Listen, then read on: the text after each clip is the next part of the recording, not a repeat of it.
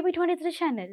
మరణం తరువాత మనమంతా స్వర్గం లేదా నరకానికి వెళ్లేందుకు గల కారణాలను పురాతన తత్వశాస్త్రాలలో ఎంతో మంది పండితులు వివరించారు.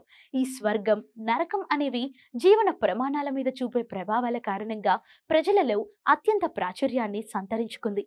ఇది నిజానికి ఉన్నాయో లేదో ఎవరికి పూర్తి స్థాయిలో తెలియనప్పటికీ అవి మానవ జీవన విధానాన్ని సన్మార్గంలో ఉంచేందుకు కొద్దో గొప్ప దోహదపడ్డాయి అన్నమాట వాస్తవమని చెప్పాలి. కానీ పూర్వజన్మలో మనం ఎక్కడికి పంపబడ్డామనేది ఎలా తెలుస్తుంది? అదేవిధంగా ఈ జీవితం పూర్తయ్యాక ఎక్కడికి వెళ్తామన్నది ఎలా తెలుసుకోవాలి?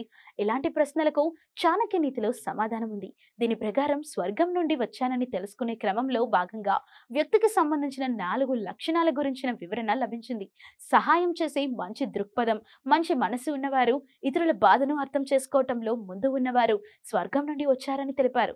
ఎందుకంటే వీరి మనసు చాలా స్వచ్ఛంగా ఉంటుంది. వీరు ఎదుటివారి బాధలను భరించలేరు. పేదలకు, బడుగు, బలహీన వర్గాలకు అవసరమైన వారికి విరాళాలను ఇచ్చేవారిగా, ఉన్నతమైన ఆలోచన ధోరణి కలిగిన వారిగా ఉంటారు. అంతేకాకుండా తమ కష్ట ఫలాలను తెలియని వారితో పంచుకునేందుకు కూడా సిద్ధంగా ఉండరు. ఇలా అవసరమైన విరాళాల ప్రాముఖ్యతను అర్థం చేసుకున్న వ్యక్తులు స్వర్గం నుంచి వచ్చినట్లుగా నమ్మబడుతుంది. కొంతమంది ఎప్పుడూ ప్రశాంతంగా కనిపిస్తూ ఉంటారు. నిజానికి మానసిక ప్రశాంతత జీవితంలో ఒడిదుడుకుల మీద ఆధారపడి ఉంటుంది. కానీ కష్టాన్ని అధిగమించడంలో, చివరికి మానసిక ప్రశాంతతను పొందడంలో వీరు ఉన్నతంగా కనిపిస్తారు. శ్రీకృష్ణుడు చెప్పిన ప్రకారం ఒక వ్యక్తి తీవ్రంగా బాధపడుతున్నాడు లేదా సంతోషంలో ఉన్నాడు అని చెప్పటానికి వారి మాట తీరు, ప్రవర్తన విధానం సహాయపడుతుంది. క్రమంగా వారి ప్రవర్తనలో మృదు మధురంగా ఉన్నవారు స్వర్గం నుండి వచ్చినట్లుగా చెప్పబడుతుంది. ఏ భక్తుడైనా పూజ చేసేది తమ కుటుంబ శ్రేయోభిలాషులు లేదా ప్రజల సంక్షేమం, శ్రేయస్సు దృష్ట్యా నిర్ణయించబడుతుంది.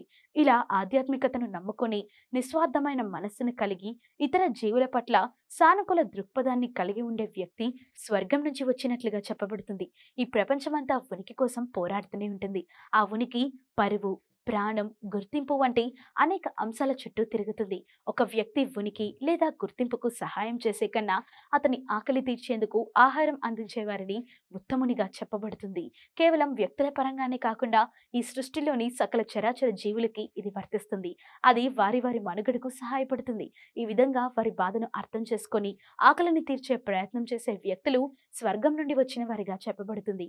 అలా కాకుండా స్వార్థపూరిత ఆలోచనలతో, అత్యాశతో ఇతరుల ఆకలి బాధలను పట్టించుకోకుండా ఆస్తులు కూడబెట్టుటకే తమ ఆలోచనలని ఉపయోగించేవారు తప్పక నరకలోకము నుండి వచ్చిన వారిగా చెప్పబడుతుంది.